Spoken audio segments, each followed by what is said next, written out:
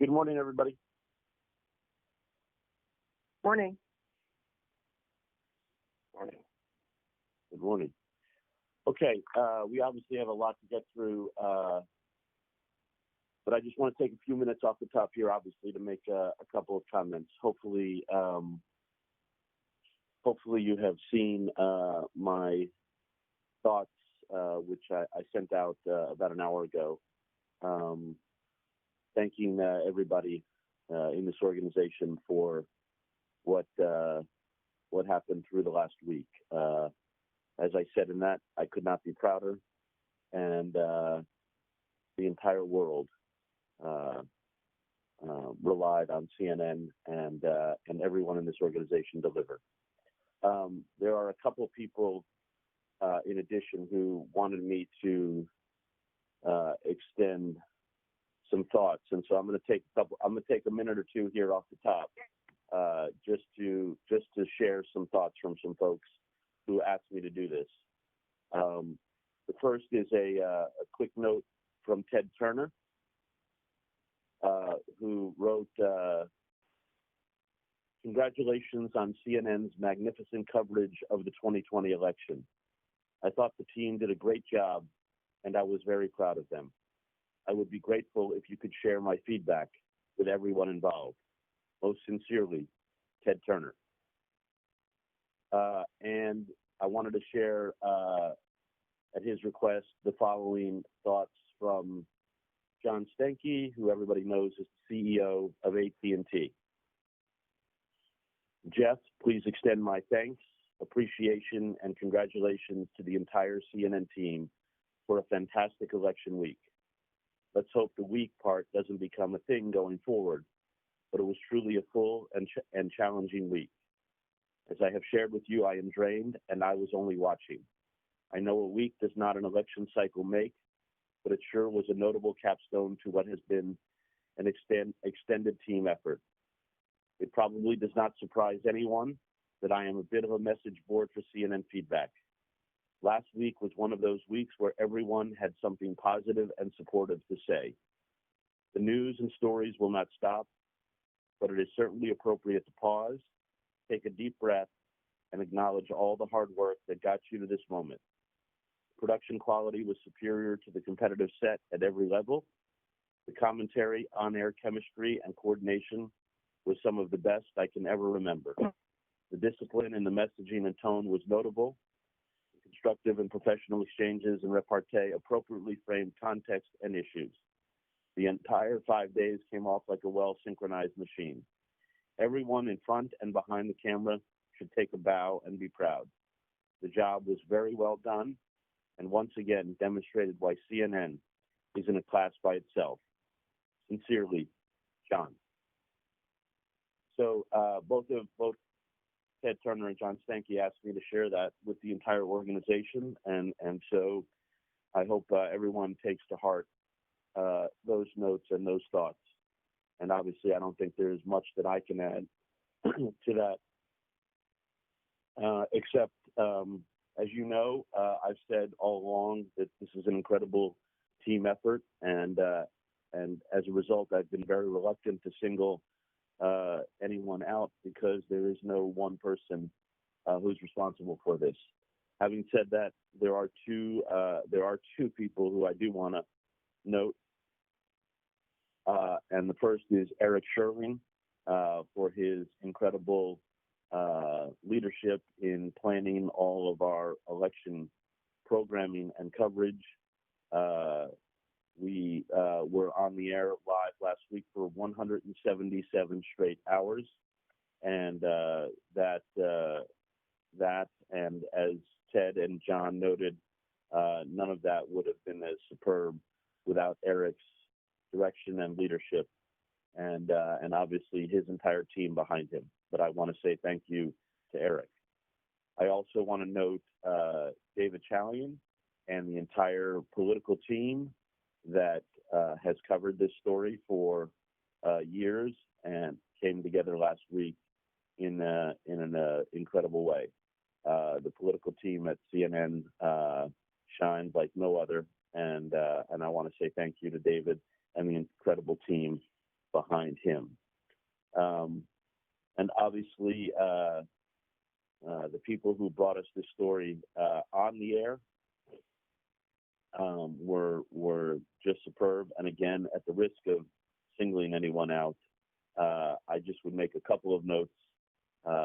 It is clear that obviously Wolf Blitzer informed the world of the news. And I would just note that of the 177 hours we were on last week, Anderson Cooper was on for 71 of those hours. John King for 54 of those hours, and Wolf, Jake, Dana, and Abby for 52 of those hours. An incredible run. So obviously now I want to also turn to where we are now in the story, and obviously the calling of this election and the calling of the races has been an incredible storyline. And I should note there the terrific work and leadership of our decision desk and Janet Jesta and her team, and obviously at the center of all of that is Sam Feist and his leadership. And so thank you to them. So as we move on now and look ahead, I really do believe that there are 4 major overall storylines for us to take note of. And I'll turn it over to the team to run through this, but clearly in my mind from here through January, obviously the unforeseen will come up, but there will be, in my mind, 4 major storylines for us to follow. Obviously, the first will be the Biden transition and the Biden administration. We will also have, this is the beginning of the post-Trump era, and around the world and here at home, Trump is starting to be seen in the rearview mirror, but that does not mean that he's not a storyline. And the Trump story, the Trump lack of concession, the misinformation, the inevitable coming pardons, his final 70 days, what he will do, and his legal woes will be a second storyline. Georgia will be on our mind. The 2 Senate races for control of the Senate is the third major storyline. And then obviously the fourth, and we see the major news today,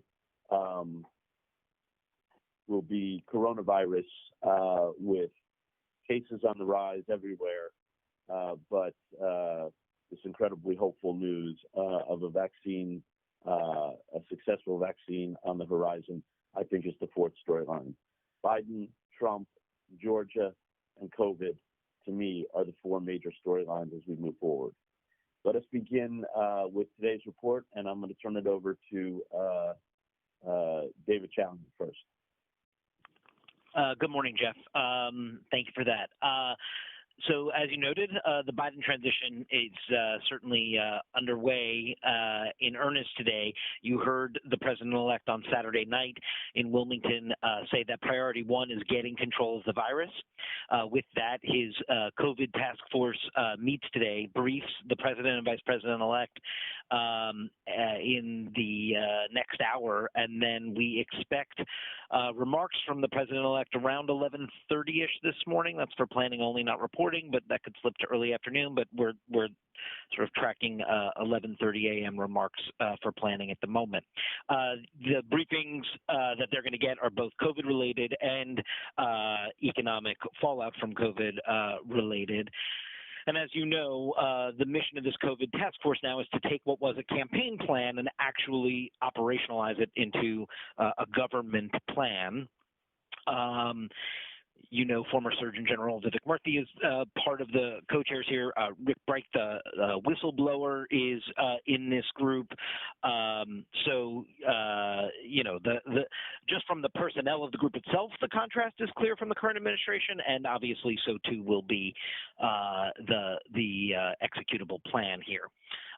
in addition to COVID, you saw reporting from our team over the weekend about sort of going back and looking at all the executive actions and authority that Biden throughout the campaign sort of foreshadowed that he could roll out from the get-go as soon as he was sworn in, from climate change to DACA and others. So the team will continue to keep tabs on those developments as well, planning to roll out those executive actions. But again, Biden made clear getting control of the virus is everything at the front end of this.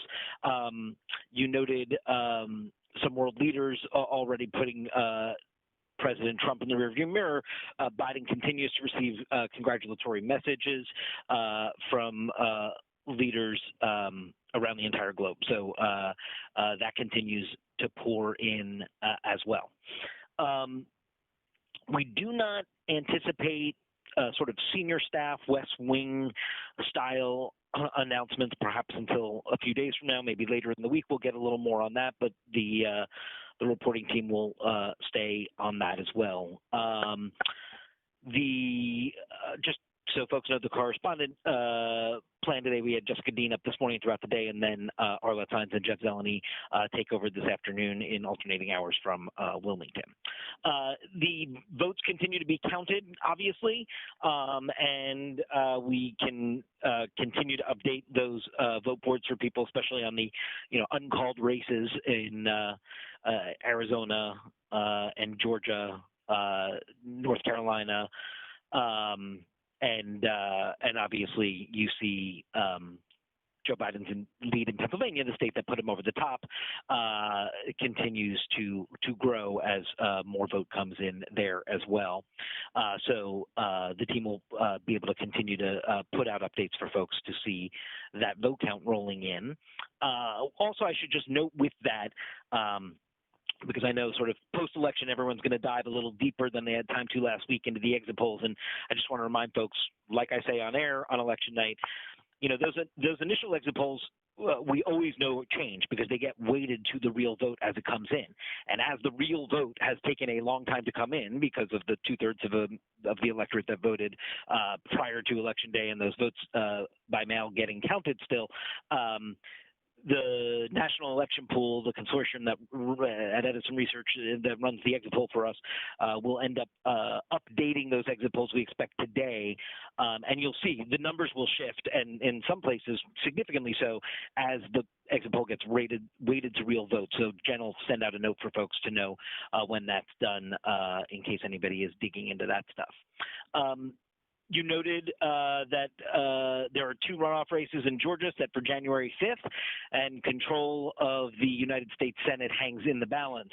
John Ossoff, you saw on New Day this morning with John Berman, and you heard him make it all about the immediate needs of getting the virus under control and then therefore being able to rebuild the economy. This was not, he was not offering some laundry list of progressive ideals to make sure Democrats are in charge. It was all focused on the incompetence, as Ossoff says it, of the way that the virus has been handled, and that needs to be turned around for the immediate needs of Georgians and the country overall. It all matches up exactly with what he's been campaigning on all year, and his first runoff campaign ad out of the gate, and he was asked if he would welcome the President-elect Biden to Georgia to campaign. He said he certainly would, should he have time or inclination to do so. So there was no fear, obviously, in a state that Biden just turned blue this election season, however narrowly, of welcoming Biden to the state for the campaign, but clearly wanting to avoid just a full-out sort of partisan D versus R control of the Senate kind of framing around this, and keeping COVID front and center. I know Virginia's going to have a ton on the transition from the current government side and the Trump administration side. I'll just want to note a couple things. I know we did it all day yesterday. I still think that George W. Bush statement was pretty extraordinary.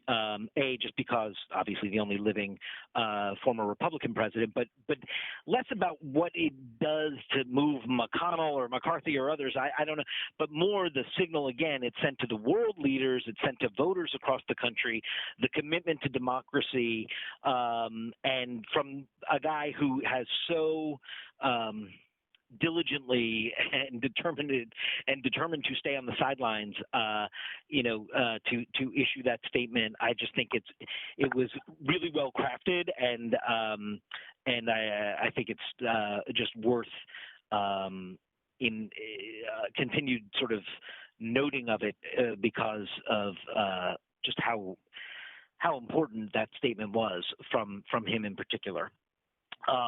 Again, not having anything to do with his ability to sway current Republicans. I think it's quite clear this is the Trump Republican Party, and it's been clear for 5 years. And then the GSA stuff, I think Virginia will warn about this ascertainment, but it does really trip up the Biden transition in pretty significant ways. And I think that's where we start. Okay. Thank you, David. Virginia.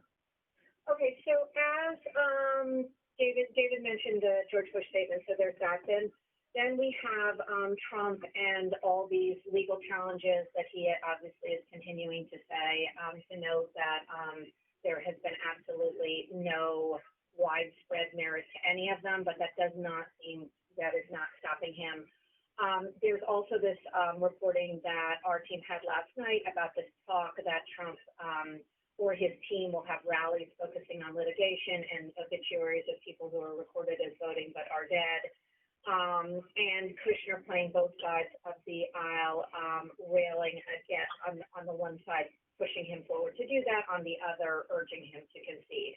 As David mentioned, none of this really matters except to his supporters, except for this real concern, which is about the GSA. Kristen Holmes will pick up this piece of the story, but the transition itself hinges on the GSA giving the go-ahead to be able to start this transition. This involves money, landing teams, and the Trump appointee in charge of the GSA has made it very clear that they will wait until, quote, a winner is clear. So how that unfolds is really, aside from the talk, is the important thing with the consequences. On the Republicans, we did talk a little bit about important to note that more than 24 hours after the election was actually called, the vast majority of Republicans have declined to offer this customary statement of goodwill that normally is done. And then just to note that Richard will have more on this Stop the Steal and the feeling from Trump supporters that this election was stolen, because that's what Trump keeps saying. On the Trump and COVID, obviously the markets are up huge. Trump's up this morning tweeting about it. Donald Trump Jr. questioning the timing of this. This is Meadows seen maskless around. It was announced that he had COVID over the weekend. In terms of his condition, he's working from home with mild symptoms. The only other two things I want to mention out of here is on SCOTUS today, we could have orders which could include the Pennsylvania ruling. There are not to our knowledge, enough votes in question for this to make any difference, but it'll just be interesting to see how it handles. And then obviously the all-important ACA is being argued before the Supreme Court tomorrow. So as we look ahead to that, and that's what I got.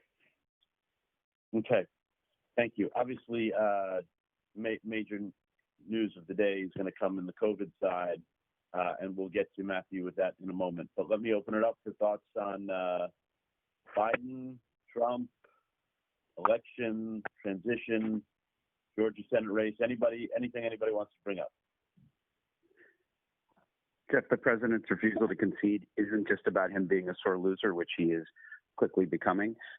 It has real impact on life and death issues. Until he concedes, the incoming Biden team can't begin the long process of getting security clearances, which is critical to protecting national security.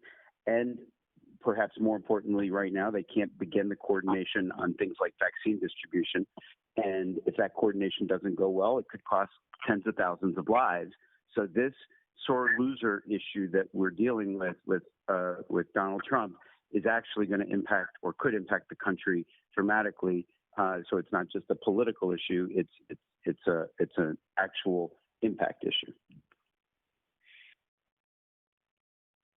Adding to what Sam said, I remember when the 9/11 Commission report came out, when the Republicans made a big deal out of the fact that it's sort of like the report pointed out that national security planning suffered during the transition because of the court battle and people not cooperating with each other. And so I'm just wondering if there's a national security story out there about whether or not the things are happening that are supposed to be happening, whether people are getting briefed, all of those things.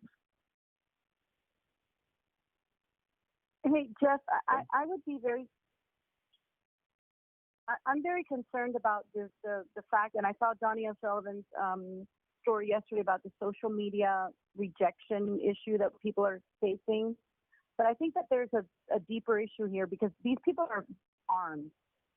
And I think that a lot of people are very nervous about people showing up with AK-47s and more aggressively challenging the results of the election. And if there are going to be rallies everywhere, we're talking about 70 million people, and the social media is not stopping. They've I saw a bunch of people saying we're leaving Facebook and going to Parler, which is the alternative that doesn't block people. I think the social media story is really dangerous. The fact that these are unregulated voices that can just say whatever they want. And that lack of regulation allows for this to just rampant craziness to go on. And I think that story requires a deeper dive. Look, I think disinformation, as I mentioned earlier, I think is going to be a big part of the story going forward. Donnie's story this weekend, and I think you'll see it again this morning, was another really strong reported example of what we're dealing with. And I think that we're going to have to cover that in a significant way going forward. And no question about it. Other thoughts?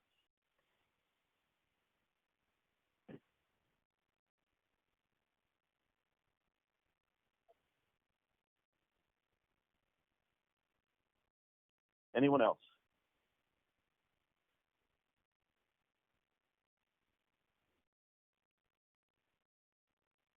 Anybody else with any thoughts on the election? Hey, Jeff. Hey, Jeff. I would just say one thing about sort of the focus of our coverage. Obviously, the four stories you outlined, but I'm just thinking about this in the wake of what Sam said, which I agree with Jim is so important about, how this will impact. But the one thing that we need to keep in mind is that, in truth, Donald Trump is no longer entitled to script the storyline. And our normal approach to where we would be right now would be, like you were saying, Biden transition at the top. But just make sure that we're thinking in those terms, in terms of what are his actions going to be at the start of his administration. We've already had reporting about executive orders and other things. Who's going to be Secretary of State? Who's going to be Secretary of Defense? All of the normal things that we would be doing in a normal situation to push the story forward as it's going to ultimately be. And while we've had incredible reporting out of the White House on what Trump is thinking and saying, and incredible reporting on, what their plan may be in terms of the rallies and other things, everybody has done a terrific job of illuminating all of those things. And we've done an amazing fact check on a lot of the conspiracy theories about voting and, burning bags of ballots. And Donnie had that in his piece, as you said. It was so well done. That's not true. Those are sample ballots. That's fake video, et cetera, whatever it is. But we need to move past a lot of that stuff and not amplify this fake noise about conspiracy theories too much and try to treat some of this, it isn't normal, I understand that, but the things that we would regularly be doing in the wake of a change in power in the White House, It's somewhat blocked a little bit by this GSA issue, which I think we should be calling out as often as we can as being, basically a political appointee blocking what should be happening. But I do think we have to function in some sense in the way we would normally do it when there's a new president coming in. We did it when President Trump beat Hillary Clinton. We were at Bedminster watching him talk to Rudy Giuliani and all these people about the various jobs in the administration. And so we really need to make sure that we're pursuing our own script and not in any way, shape, or form being dictated by, I understand the craziness is interesting and it's a catchy tease and all that stuff, but we need to also start the process toward normal, right? I mean, I really believe that that's important for not only us and our work, but also for the country at large. And we can't. President Trump has been running a reality show for 4 or 5 years now.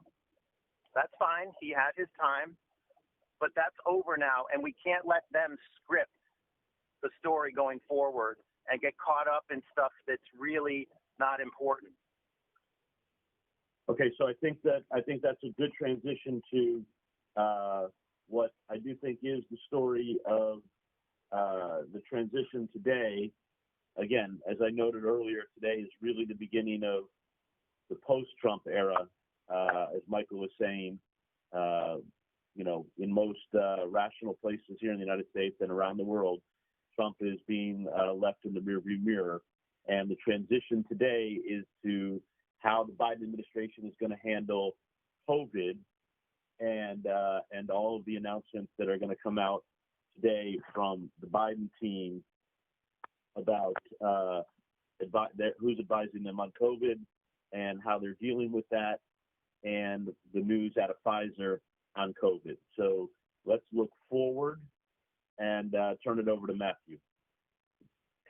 Thanks, Jeff. So the most significant vaccine news yet on the day that we are set to hit 10 million cases.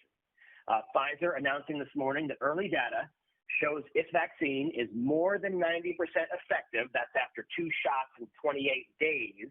Pfizer intends to go to the FDA in roughly 2 weeks after a little more required safety monitoring. A little context here on more than 90% effective. Fauci tells CNN this morning this is extraordinarily good news. Remember, in a good year, a flu vaccine is about 60% effective, and we've heard experts on COVID managing expectations for months talking about maybe a 50 to 75% effective vaccine. So obviously 90 plus is way better than expected.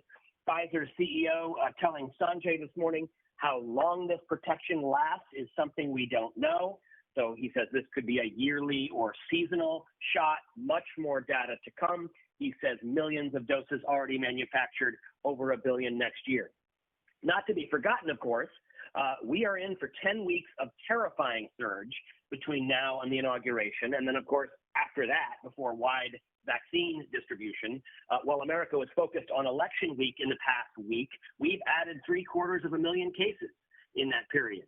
5 days, over 100,000 cases. And for the first time, the average of new cases is over 100,000 a day. And we're back to averaging, sadly, near 1,000 deaths a day. And hospitalizations are on track to surpass the spring and summer peaks for an all-time high, perhaps this week. Gottlieb predicting this weekend that cases are going to explode in the coming weeks. This may be why the U.S. positivity rate, which is always the leadingest of the indicators, is now over 8% on average over the past week, the highest in many months. Gottlieb pointing out that Biden will take office at the apex of the pandemic, and of course we're in for many weeks of what has recently been a pretty absent federal response, but of course there's the Pence task force meeting this afternoon. So in terms of the public health lines that connect to the Biden transition plan, mobilizing testing in a big way is the top item on that 7-point plan, and the numbers certainly suggest why. You'll remember that the experts have been saying since the spring that we probably should be testing up to 5 million people a day. Over the past few months, as we've gotten all these announcements of testing surges, the average daily test numbers have gone up only a little, from about 1 million to 1.3 3 million daily on average. Obviously, the names on Biden's list signal the shift toward the medical experts. And then on Biden's aspirational mask mandates from every governor that he's going to talk to them about, it looks like there still are about 17 states without mandates, including some very hot zone states like Florida, Iowa, Idaho, Missouri, and Georgia. The NCC putting out an updated list, and I know Digital's working on that separate. And then in terms of the key regions, on the CNN map, no states heading in the right direction. They are all red and rising or steady, but of course steady after surging for weeks. There are 10 states in that very deep red category, weekly increases over 50%. Oregon's governor has a simple message about this alarming threshold. She says, quote, cancel your social plans, wear a mask, get a flu shot, and wash your hands. Utah's governor, who had been resisting a mask mandate for months, issued a mandate last night, declared a state of emergency, says we must do more, citing hospital overcrowding and desperate pleas from doctors and nurses. Illinois reported its third consecutive day over 10,000 cases in that state alone, and we've got Adrian up in Chicago, and New Jersey's governor suggesting this morning that an announcement could be coming later today on some new restrictions. A little more from the health headlines and on the vaccine news and more. Sounds ironic, but this is how it works. Fauci pointing out to Sanjay, Pfizer got results so quickly because there is so much spread around. That is simply how you test. You allow people to be infected. We expect announcements from other companies, likely Moderna next in the coming days and weeks. Of course, releasing a vaccine is one thing. Convincing everyone to take it is another. A top Warp Speed official told 60 Minutes this weekend that his biggest fear is people refusing to be vaccinated, and couple that with this study in the journal Pediatrics. 1 in 6 U.S. parents are vaccine hesitant. Their children less likely to get a flu shot, so that does not bode well on this front. We'll also get some key studies from JAMA Internal Medicine today at 11 o'clock on the risk of severe COVID among essential workers and their families, and on the link between nursing home crowding and cases and deaths, as nursing home surges are way higher than everywhere else at this point. And then just a few notes as we continue to talk about the long-lasting impacts, the long haul of COVID. Fauci this weekend saying there definitely is a, quote, post-COVID-19 syndrome. 25 to 35% of people with lingering symptoms, fatigue, shortness of breath, brain fog. An Oxford study coming out that 20% of COVID patients receive a psychiatric diagnosis within 90 days. So the long-term effects here. Sanjay is available all day, and then Elizabeth Cohen and Jacqueline Howard also available from Health. And we've got back to the 2 wrap pieces today. Nick Watt for 3, 5, 7, 9. Athena Jones for 4, 6, 8, and 10. And that's it. I want to suggest to all of our shows that the COVID wrap pieces are really important right now with everything that's going on. And I really want to make sure that we are all over that. Okay, does anybody have anything on COVID they want to bring up? Hi, Jeff, it's Liza. I just have one thought, which is in the Times they talk about how Pfizer did not take any Warp Speed money for research and development, and they imply that they're alone among all of the leading drug companies that have been doing trials. If that's so, then I just think it's an important fact for when Donald Trump takes credit for this great success. Okay. And I can imagine that there's I was just going to follow up and say I can imagine that there's going to be some sort of conspiracy theory about this, like why did they come out, a week after the election, as opposed to last week. I mean, I can definitely see that coming. So good morning, it's Ben. So just Don Jr. is already out with that conspiracy theory. Go ahead, Ben. I was just going to add to both of those things really quickly. The Pfizer CEO, Albert Bourla, telling Sanjay this morning that they found out about these results yesterday afternoon. So in answer to the election timeline question. And then we're working with Daniel Dale on a fact check about the Pence claims of credit for the Pfizer vaccine. Pfizer did get almost $2 billion from the federal government for the manufacturing of it, which was payment ahead of time, but they are not part of the vaccine development umbrella, Pfizer doing their own testing, their own distribution. So yes, they receive money from manufacturer, but as with many things, it's a bit of a gray, murky area. But we'll work with Daniel to nail that down. Anyone else?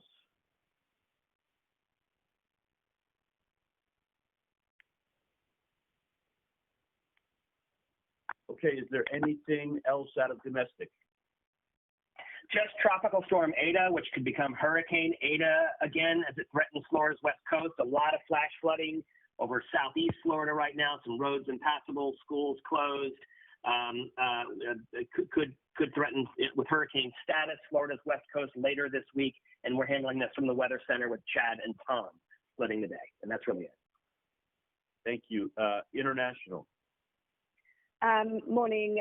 So we are obviously completely focused on the election and also COVID. The international reaction is a really important angle today, notably who has congratulated Biden and also equally important who hasn't. We're going to be looking at that. We're going to be looking at these international relationships, what will change under Biden, and the deals, the relationships that have ended, weakened, strengthened in the Trump era. How will that move forward? So Christiane Amanpour is available to kind of give the overarching theme, also Nick Robertson as well. And then beyond that, we jump into the individual datelines.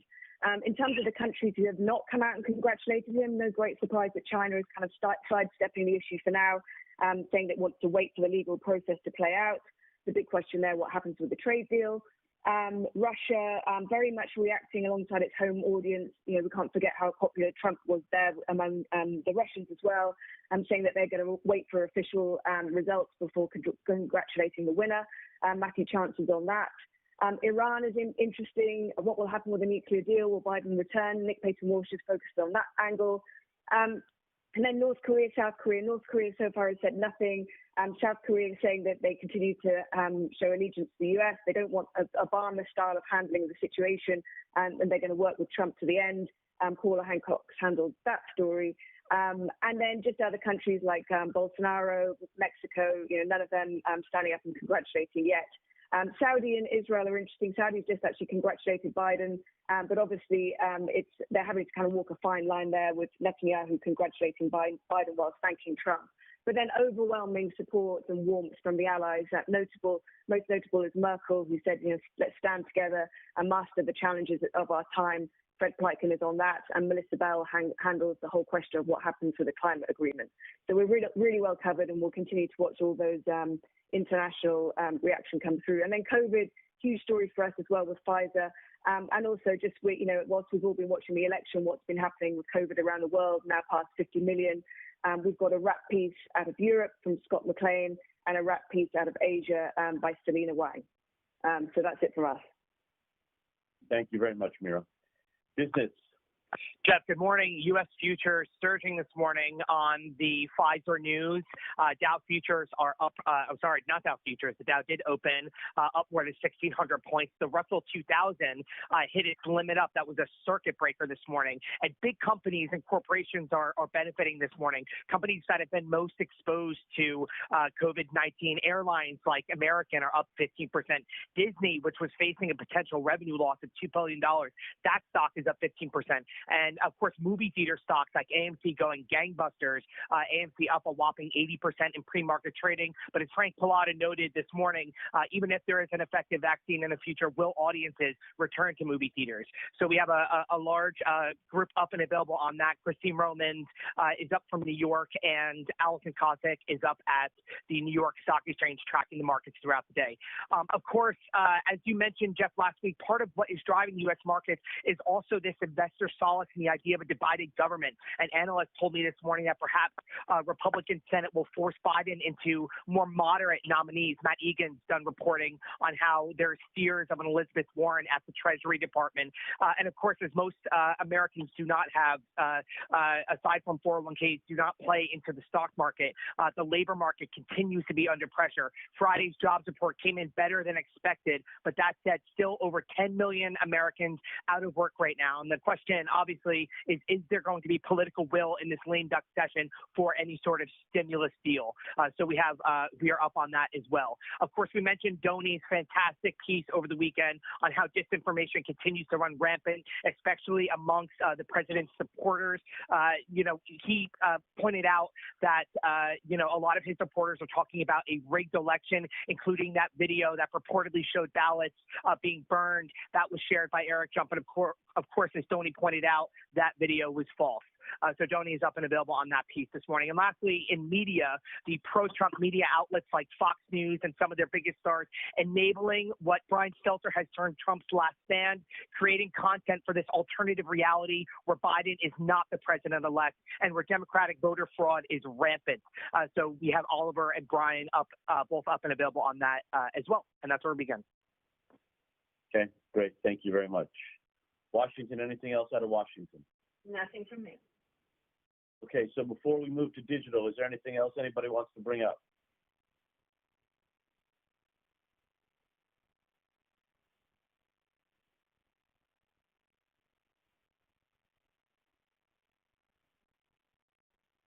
Anyone else?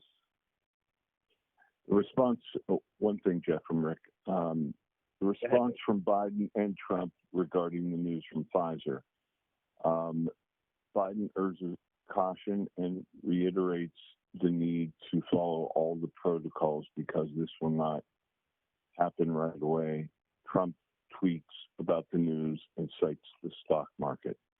And I just think that there might be something that shows just might want to compare and contrast because it is kind of symbolic about how both of them dealt with this issue and maybe even had something to do with the election result. And I just think that's striking and goes along with, your top four, at least dealing with the three or four of them in terms of melding them together. Yeah, I totally agree. I think that's what we should be doing. I agree with you. Anyone else? Jeff, it's Jamie. Can you hear me? Yes, we can. Go ahead, Jamie. I just want to underscore something that Michael said earlier about the transition and Trump, because I've been talking to a lot of people this morning on both sides, and I just keep hearing the same thing, both from Republicans who have not come out to congratulate Biden, but also to those who have in the Democrats, and that is that we have to be, news organizations have to be very careful and very responsible about not giving Trump too much of a platform on his not conceding, because they feel the transition can go forward and other than the national security briefings, which are critical to start now, they just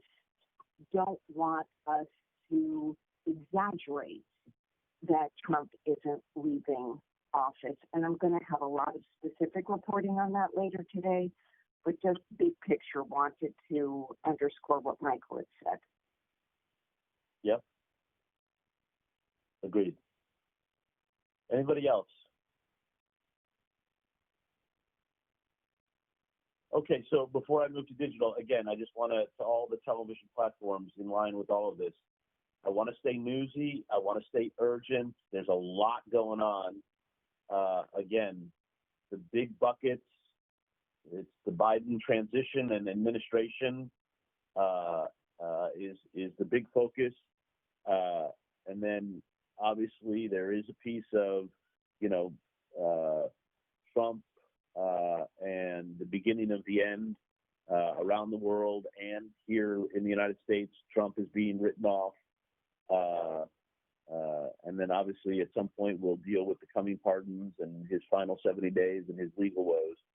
Georgia, the 2 Senate races for control of the Senate, so critical. Coronavirus cases on the rise, but a vaccine on the horizon. Those are the 4 major buckets. Obviously, there are others, but those are the major ones. stay newsy and urgent. We don't need to go soft. We don't need to go featurey. There's a ton going on, and let's stay that way. Let's move now, please, to digital. Hey, so Jay-Z, as you said in your note, we notched 5 of the 6 biggest days of all time. Yesterday was not in that group. Yesterday was 48.7 million uniques. That's number 23 of all time. So still not bad. We'll take it. This morning, there are 2 things that are basically tied for number 1. They're both about to hit 20,000 concurrents. The first is the results map. People are still on it. It's remarkable. It's just, they're spending a lot of time, they're clicking around, they're obviously looking at Georgia and Arizona. So audiences are still with the data and the numbers. And we have paired with it a really nice interactive on Biden's win was more decisive than you may think, how the electoral map changed between 2016 and 2020 and what that means for the country. So that's kind of the first thing at the top of the list. And the second thing is Collinson's extra sharp analysis. Trump is in denial as Biden gears up to fight COVID. We've got Kushner and Melania advising Trump to accept his loss in the top 5. We've got the Biden transition team announcing the COVID advisors, including whistleblower Rick Bright, and we've got the Pfizer vaccine story in the top 5. So very newsy top 5. There's just too many stories on Smolkin's incredible rundown to cite, but I do want to point out a couple. This piece that went up from LipTech yesterday, Inside Trump's Loss, a culmination of self-destructive decisions. That piece was getting like 30,000 concurrents for hours yesterday, and it still has a more than 2.5-minute engagement time. People are spending a ton of time on that story. We've got other like just good standalone pieces like Frederica Scouten on the AKA sisters basking in Kamala Harris's victory. Just excellent lineup. Over in business, the results are in. The stock market likes Joe Biden. That's really nice analysis. Mira mentioned the international leader reaction. We've got a piece on why Putin, Xi, Bolsonaro, and Erdogan have not congratulated Biden. Another strong piece, there's no such thing as the Latino vote. We've talked about this in this meeting and over emails. This is from Nicole Chavez with original video from Gabe Ramirez and Madeline Stix. The Latino vote is just not a monolith, and the 2020 results reveal a complex electorate. Super smart. More to come on that, but that is a great start. We've got pieces on Georgia, including the impact of Stacey Abrams and how John Lewis's legacy showed up at the polls. We've got some really good features pieces on how to navigate the coming weeks with grace, and a style piece on why Kamala Harris's white suit spoke volumes. Over in opinion, we have 25 commentators talking about what's next for America. Those opinion roundups are always very popular with users. And I should note, Van Jones's powerful emotional moment broke all records on social for us. Just remarkable. So still a lot of conversation on that too. We asked audiences to call or write us to share how they were feeling. We put this up right after we called it. We have received so far 40,000 written messages from people and more coming in. And we've received more than 1,500 voicemails from people and more are coming in. We've got a version 1 of that story up where you can listen and read what people are feeling. And there's a real broad range and mix. And it's just wonderful. And it's great material, by the way, for other stories across the entire network. So it's just great. And then that's really it. I mean, listen, obviously we're on ADA, and we've got a really good package of stories around Alex Trebek. We should just mention that, including how he supported Black Lives Matter, most powerful lines from his memoir, et cetera. But I'll stop there. That's it. Great. Thank you, Meredith. Look, I think actually you raised something that I think is a good note for everybody. There's still a tremendous amount of interest in the results, especially what's going on in Arizona and Georgia in particular. Let's not be afraid to use that and use the map and show what's going on. That's people are still very, very interested in that. And then 2 more notes, and this goes, I think, to the overall message that we've been talking about. You know, let's make sure our focus is on Joe Biden, and he's about to be the next president, and what he's doing and how he's behaving and what his plans are. And let's also remember and it'll be a big storyline over the next few months. The just tremendous importance and significance of Kamala Harris and what she means to all of this. Okay, John. Good morning, Jeff. So right now, the vaccine news from Pfizer is in the top spot. Elizabeth Cohen led the 9 a.m. Sanjay is up next, top of the 10 a.m. We'll continue to hit that hard, and what that means for the timeline of a vaccine, potential timeline. And that dovetails into the Biden transition and big focus on COVID today. Jessica Dean and Jeff Zeleny in Wilmington. The advisory board is meeting this morning with all those players that we've detailed. Biden does make remarks later on this morning, is what it sounds like. So we'll land on those when that happens. Sanjay will come back also to be on the tail end of the post of whatever Biden says later today on how he's going to help manage the COVID crisis.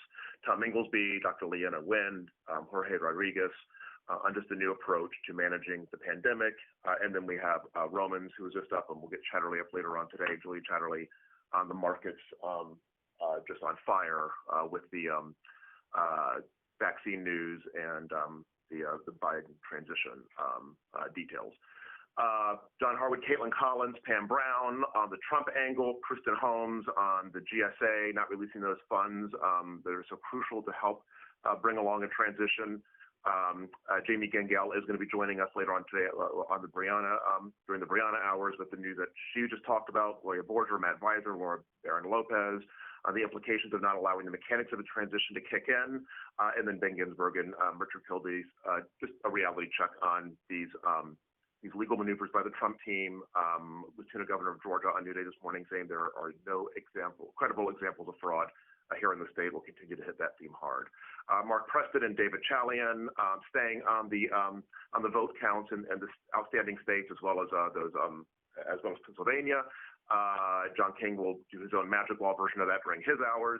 And then we are going to get into the Georgia Senate race throughout the day. We do have the main political reporter for the Atlanta Journal-Constitution coming up next hour. We are doing whips on World Reaction, Nick Robertson, Fred Pleitgen, Matthew Chance out of Moscow, MPW on Iran, Antonio Sullivan and the social media misinformation storyline that's going to get on a couple of times today. Back to coronavirus, we have the Nick Watt Rat piece at 3 o'clock. And we will be hitting some of these other storylines. The Illinois 10,000 cases, Adrian Broadus, Leona Goldadriga on the Notre Dame president admonishing the students during their celebrations, even though he didn't follow his own advice when he was at the White House. And we'll see if we get those New Jersey restrictions back in place. And if so, we'll get a New York City reporter up around that. Okay, thanks, John. Washington. Good morning. At 4 o'clock, we're covering all the urgent threads discussed. I've got Arlette packaging on Biden and Harris, Caitlin on the White House and Trump, the transition or lack thereof, Kristen Holmes on the GSA, and of course the results still coming in, and Georgia Senate. Senator Chris Murphy among our guests, and with the Pfizer news, Athena Jones has our COVID wrap. We've got Sanjay is available, and also Dr. James Phillips is booked, and we have asked for Julia Chatterley as well. And in the Situation Room, we'll be framing everything within these 4 storylines mentioned, starting with the Biden transition and the beginning of the post-Trump era. We'll watch Biden this briefing this morning after his task force meeting, those members being announced this morning. We'll see if we learn anything new about the executive actions that they say are to come. We'll get into all of that with Arlette and Jeff Zeleny. All of this is it's the beginning of the end for Trump. We'll watch to see what reporting comes out of the White House today about how Trump is proceeding. Will he continue to refuse to concede? And we'll see, we'll follow the GSA storyline and the Kristen Holmes reporting. We may also try to get some international whips in on the world reaction to Biden. We'll be continuing to track the state-by-state election updates with our map and follow on these 2 Senate races in Georgia as the Senate hangs in the balance. And we'll obviously be following the huge surge in corona cases with a possible vaccine on the horizon and the Pfizer news. So we'll get into all of that with Sanjay, and then we have our wrap pieces. And that's where we're starting. Okay, thank you, Emily. Does anybody have anything else they want to bring up?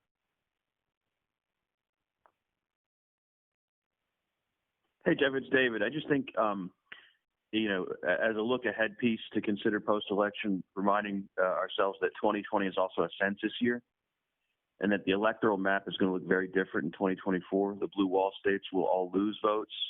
The Southwest and Southeastern states will all gain votes. Based on the 270 model, the same states would yield 6 fewer electoral votes for Biden in 2024. And I just think it makes for an interesting story about how the parties will compete in the upcoming cycles. Yeah, that's an interesting story at some point. I think some analysis on that would be interesting at some point. Anyone else?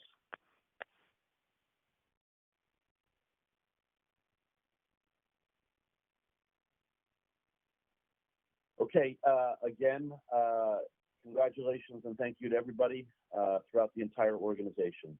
It's been a remarkable week. Part of what made it so special is that we really stayed measured and calm and disciplined and played error-free ball. I really want to continue to emphasize that as we go forward. There is so much news going on. Let's stay newsy and urgent, but let's put it all in context, not over-dramatize it. Stay disciplined, stay focused, stick to the facts and the news, and continue to play this error-free ball. Thank you, everybody. Have a very good day. Bye-bye.